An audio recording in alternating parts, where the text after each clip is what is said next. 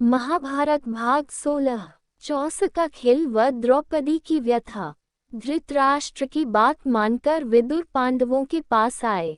उनको देखकर महाराज युधिष्ठिर उठे और उनका यथोचित स्वागत सत्कार किया। विदुर आसन पर बैठते हुए शांति से बोले, हस्तिनापुर में खेल के लिए एक सभा मंडप बनाया गया है, जो तुम्हारे मंडप के समान ही सुंदर है। राजा धृतराष्ट्र की ओर से उसे देखने चलने के लिए मैं तुम लोगों को न्योता देने आया हूँ। राजा धृतराष्ट्र की इच्छा है कि तुम सब भाइयों सहित वहां आओ, उस मंडप को देखो और 2 हाथ चौस भी खेल जाओ। युधिष्ठिर ने कहा, चाचा जी, चौस का खेल अच्छा नहीं है, उससे आपस में झगड़े पैदा होते हैं। समझदार लोग उसे पसंद नहीं करते हैं, लेकिन इस मामले में हम तो आप ही के आदेशानुसार चलने वाले हैं। आपकी सलाह क्या है? विदुर बोले, ये तो किसी से छिपा नहीं है कि चौस का खेल सारे अनर्थ की जड़ होता है। मैंने तो भरसक कोशिश की थी कि इसे न होने दूं, किंतु राजा ने आज्ञा दी है कि तुम्हें खेल के लिए न्योता दे हो आऊं, इसलिए आना पड़ा। अब तुम्हारी जो इच्छा हो करो। राजवंशों की रीति के अनुसार किसी को भी खेल के लिए बुलावा मिल जाने पर उसे अस्वीकार नहीं किया जा सकता था। इसके अलावा युधिष्ठिर को डर था कि कहाँ खेल में न जाने को ही धृतराष्ट्र अपना अपमान न समझ ले और यही बात कहीं लड़ाई का कारण न बन जाए। इन्हीं सब विचारों से प्रेरित होकर समझदार युधिष्ठिर ने न्योता स्वीकार कर लिया, यद्यपि विदुर ने उन्हें चेता दिया था। युधिष्ठिर अपने परिवार के साथ हस्तिनापुर पहुंच गए। नगर के पास ही उनके लिए एक सुंदर विश्राम गृह बना था। वहां ठहर कर उन्होंने आराम किया।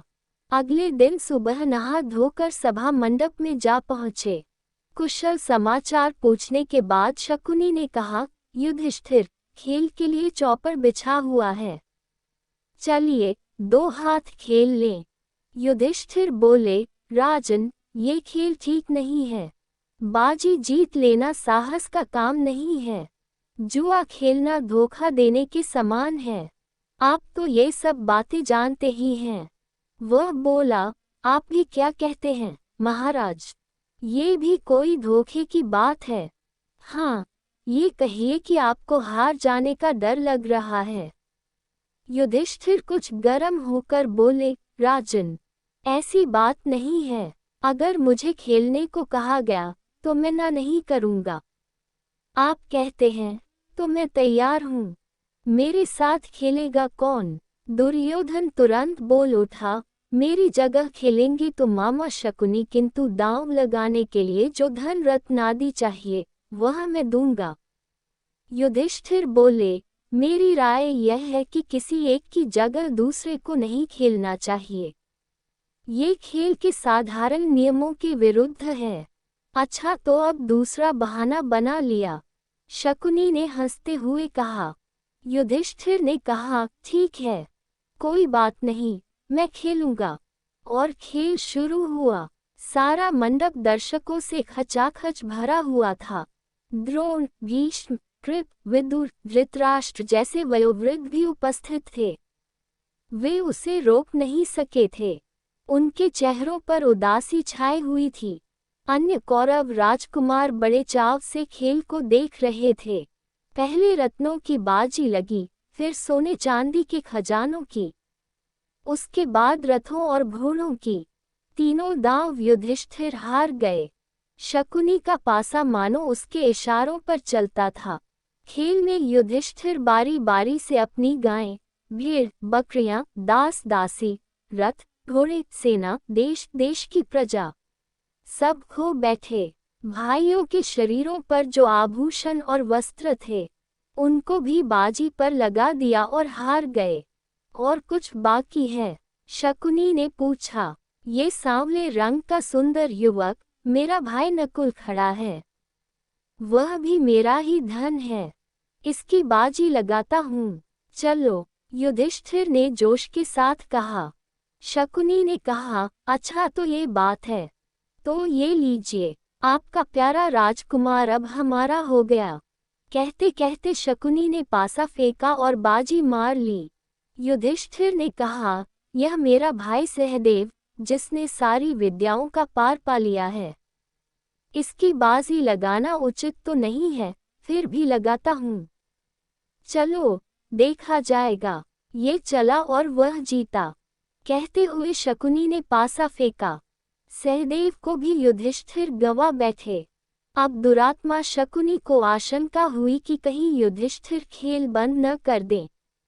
बोला, युधिष्ठिर, शायद आपकी निगाह में भीमसेन और अर्जुन माद्री के बेटों से ज्यादा मूल्यवान हैं, सो उनको बाती पर आप लगाएंगे नहीं।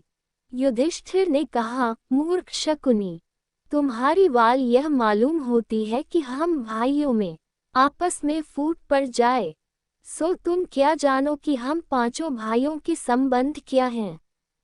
पराक्रम में जिसका कोई सानी नहीं है, उस अपने भाई अर्जुन को मैं दांव पर लगाता है। चलो, शकुनी यही तो चाहता था, तो यह चला। कहते हुए पासा फेंका और अर्जुन भी हाथ से निकल गया। असीम दुर्दैव मानो युधिष्ठिर को बेबस कर रहा था और उन्हें पतन की ओर बलपूर्वक लिए जा रहा था। वह बोले, राजन, शारीरिक बल में संसार भर में जिसका कोई जोड़ीदार नहीं है, अपने उस भाई को मैं दांव पर लगाता हूँ। ये कहते कहते युधिष्ठिर भीमसेन से भी हाथ धो बैठे। दुष्टात्मा शकुनी ने तब भी नहीं छोड़ा। पूछा, और कुछ? युधिष्ठिर ने कहा, हाँ, यदि इस बार तुम जीत गए तो मैं खुद तुम्हारे अधीन हो जाऊंगा। लो, ये जीता। कहते हुए शकुनी ने पासा फेंका और यह बाजी भी ले गया। इस पर शकुनी सभा के बीच उठ खड़ा हुआ और पांचों पांडवों को एक एक करके पुकारा और घोषणा की कि वे अब उसके गुलाम हो चुके हैं। शकुनी को दाद देने वालों के हर्षनाद से और पांडवों की इस दुर्दशा पर तरस खाने वालों के हाहाकार से सारा सभा मंडप गूंज उठा। सभा में इस तरह खलबली मचने के बाद शकुनी ने युधिष्ठिर से कहा, एक और चीज है जो तुमने अभी हारी नहीं है। उसकी बाजी लगाओ तो तुम अपने आप को भी छुड़ा सकते हो। अपनी पत्नी द्रौपदी को तुम दांव पर क्यों नहीं लगाते? और जुए के नशे में चूर युधिष्ठिर के मुंह से निकल पड़ा, चलो अपनी पत्नी द्रौपदी की भी मैंने बाजी लगाई। उनके मुंह से यह निकल तो गया, पर उसके परिणाम को सोचकर वह विकल हो उठे कि हाय, यह मैंने क्या कर डाला। युधिष्ठिर की इस बात पर सारी सभा में एकदम हाहाकार मच गया। जहां वृद्ध लोग बैठे थे, उधर से धिक्कार की आवाजें आने लगी। लोग बोले, छे छे, कैसा घोर पाप है। कुछ ने आंसू बहाए और कुछ लोग परेशानी के मारे पसीने से तरबतर हो गए। दुर्योधन और उसके भाइयों ने बड़ा शोर मचाया, पर युयुत्सु नाम का धृतराष्ट्र का एक बेटा शोक संतप्त हो उठा और ठंडी आह भरकर उसने सिर झुका लिया। शकुनी ने पासा फेंककर कहा, ये लो, यह बाजी भी मेरी ही रही। बस फिर क्या था। दुर्योधन ने विदुर को आदेश देते हुए कहा, आप अभी रनवास में जाएं और द्रौपदी को यहाँ ले आएं। उससे कहें कि जल्दी आए। विदुर बोले, मूर्ख, नाहक क्यों मृत्यु को न्योता देने चला है? अपनी विषम परिस्थिति का तुम्हें ज्ञान नहीं है। दुर्योधन को यो फटकारने के बाद विदुर ने सभासदों की ओर देखकर कहा, अपने को हार चुकने के बाद युधिष्ठिर को कोई अधिकार नहीं था कि वह पांचाल राज की बेटी को दांव पर लगाए। विदुर की बातों से दुर्योधन बौखला उठा। अपने सारथी प्रातिकामी को बुलाकर कहा, विदुर तो हमसे जलते हैं और पांडवों से डरते हैं। रनवास में जाओ और द्रौपदी को बुला लाओ। आज्ञा पाकर प्रातिकामी रनवास में गया और द्रौपदी से बोला, द्रुपदराज की पुत्री, चौसक के खेल में युधिष्ठिर आपको दांव में हार बैठे हैं। आप अब राजा दुर्योधन के अधीन हो गई हैं। राजा की आज्ञा है कि अब आपको धृतराष्ट्र के महल में दासी का काम करना है। मैं आपको ले जाने के लिए आया हूँ। सारथी ने जुए के खेल में जो कुछ हुआ था उसका सारा हाल कह सुनाया। वह प्रातिकामी से बोली, रथवान, जाकर उन हारने वाले जुए के खिलाड़ी से पूछो कि पहले वह अपने को हारे थे या मुझे। सारी सभा में ये प्रश्न उनसे करना और जो उत्तर मिले वह मुझे आकर बताओ। उसके बाद मुझे ले जाना। प्रातिकामी ने जाकर भरी सभा के सामने युधिष्ठिर से वही प्रश्न किया जो द्रौपदी ने उसे बताया था। इस पर दुर्योधन ने प्रातिकामी से कहा, द्रौपदी से जाकर कह दो कि वह स्वयं ही आकर अपने पति से यह प्रश्न कर ले। प्रातिकामी दोबारा रनवास में गया और द्रौपदी के आगे झुककर बड़ी नम्रता से बोला, देवी, दुर्योधन की आज्ञा है कि आप सभा में आकर स्वयं ही युधिष्ठिर से प्रश्न कर लें।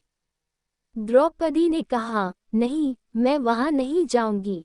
अगर युधिष्ठिर जवाब नहीं देते तो सभा में जो सज्जन विद्यमान हैं उन सबको तुम मेरा प्रश्न जाकर सुनाओ और उसका उत्तर आकर मुझे बताओ। प्रातिकामी लौटकर फिर सभा में गया और सभासदों को द्रौपदी का प्रश्न सुनाया। ये सुनकर दुर्योधन झल्ला उठा। अपने भाई दुशासन से बोला, दुशासन, ये सारथी भीमसेन से डरता मालूम होता है। तुम ही जाकर उस घमंडी औरत को ले आओ। दुरात्मा दुशासन के लिए इससे अच्छी बात और क्या हो सकती थी। उसने द्रौपदी के गुंथे हुए बाल बिखेर डाले, गहने तोड़ फोड़ दिए और उसके बाल पकड़कर बलपूर्वक घसीटता हुआ सभा की ओर ले जाने लगा। द्रौपदी विकल हो उठी। द्रौपदी की ऐसी दीन अवस्था देखकर धृतराष्ट्र के एक बेटे विकर्ण को बड़ा दुख हुआ। उससे नहीं रहा गया। वह बोला, उपस्थित वीरों, सुने, चौस के खेल के लिए युधिष्ठिर को धोखे से बुलावा दिया गया था। वह धोखा खाकर इस जाल में फंस गए और अपनी स्त्री तक की बाजी लगा दी। ये सारा कार्य न्यायोचित नहीं है। दूसरी बात यह है कि द्रौपदी अकेले युधिष्ठिर की ही पत्नी नहीं है, बल्कि पांचों पांडवों की पत्नी है। इसलिए उसको दांव पर लगाने का अकेले युधिष्ठिर को कोई हक नहीं था। इसके अलावा खास बात यह है कि एक बार जब युधिष्ठिर खुद को ही दांव में हार गए थे तो उनको द्रौपदी की बाजी लगाने का अधिकार ही क्या था। मेरी एक और आपत्ति यह है कि शकुनी ने द्रौपदी का नाम लेकर युधिष्ठिर को उसकी बाजी लगाने के लिए उकसाया था। लोगों ने चौस के खेल के जो नियम बना रखे हैं यह उनके बिल्कुल विरुद्ध है। इन सब बातों के आधार पर मैं इस सारे खेल को नियम विरुद्ध ठहराता हूँ। मेरी राय में द्रौपदी नियम पूर्वक नहीं जीती गई है। युवक विकर्ण के भाषण से वहां उपस्थित लोगों के विवेक पर से भ्रम का पर्दा हट गया। सभा में बड़ा कोलाहल मच गया।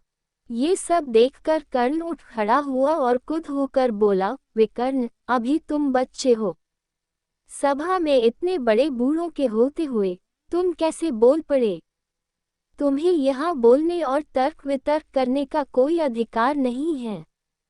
ये देखकर दुशासन द्रौपदी के पास गया और उसका वस्त्र पकड़कर खींचने लगा। ज्यों-ज्यों वह खींचता गया त्यों-त्यों वस्त्र भी बढ़ता गया। अंत में खींचते खींचते दुशासन की दोनों भुजाएं थक गईं। हांफड़ा हुआ वह थकान से चूर होकर बैठ गया। सभा के लोगों में कपकपी सी फैल गई और धीमे स्वर में बातें होने लगी। इतने में भीमसेन उठा। उसके होंठ मारे क्रोध के फड़क रहे थे। ऊंचे स्वर में उसने ये भयानक प्रतिज्ञा की, उपस्थित सज्जनों, मैं शपथ खाकर कहता हूँ कि जब तक भरत वंश पर बट्टा लगाने वाले इस दुरात्मा दुशासन की छाती चीर न लूंगा तब तक इस संसार को छोड़कर नहीं जाऊंगा। भीमसेन की इस प्रतिज्ञा को सुनकर उपस्थित लोगों के हृदय भय के मारे थर्रा उठे। इन सब लक्षणों से धृतराष्ट्र ने समझ लिया कि यह सब ठीक नहीं हुआ है। उन्होंने अनुभव किया कि जो कुछ हो चुका है उसका परिणाम शुभ नहीं होगा। यह उनके पुत्रों और कुल के विनाश का कारण बन जाएगा। उन्होंने परिस्थिति को संभालने के इरादे से द्रौपदी को बड़े प्रेम से अपने पास बुलाया और शांत किया तथा सांत्वना दी। उसके बाद वह युधिष्ठिर की ओर मुड़कर बोले, युधिष्ठिर तुम तो अजातशत्रु हो, उदार हृदय के भी हो। दुर्योधन की इस कुचल को क्षमा करो और इन बातों को मन से निकाल दो और भूल जाओ। अपना राज्य तथा संपत्ति आदि सब जाओ और इंद्रप्रस्थ जाकर सुखपूर्वक रहो। ले धृतराष्ट्र की इन मीठी बातों को सुनकर पांडवों के दिल शांत हो गए और यथोचित अभिवादनादि के उपरांत द्रौपदी और कुंती सहित सब पांडव इंद्रप्रस्थ के लिए विदा हो गए। पांडवों के विदा हो जाने के बाद कौरवों में बड़ी हलचल मच गई।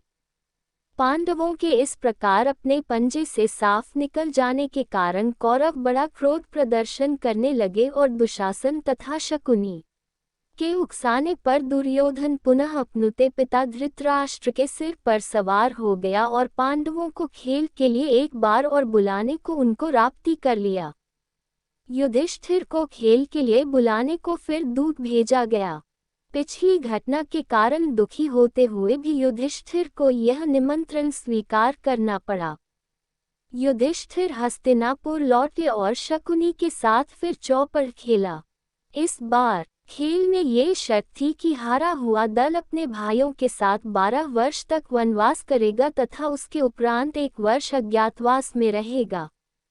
यदि इस 1 वर्ष में उनका पता चल जाएगा तो उन सबको 12 वर्ष का वनवास फिर से भोगना होगा। इस बार भी युधिष्ठिर हार गए और पांडव अपने किए वादे के अनुसार वन में चले गए। नमस्ते दोस्तों, अगर आप लोगों को हमारी यह कथाएं अच्छी लग रही है तो कृपया हमारे चैनल को सब्सक्राइब करें ताकि इस तरह के वीडियो का नोटिफिकेशन आप पे सबसे पहले पहुंचे।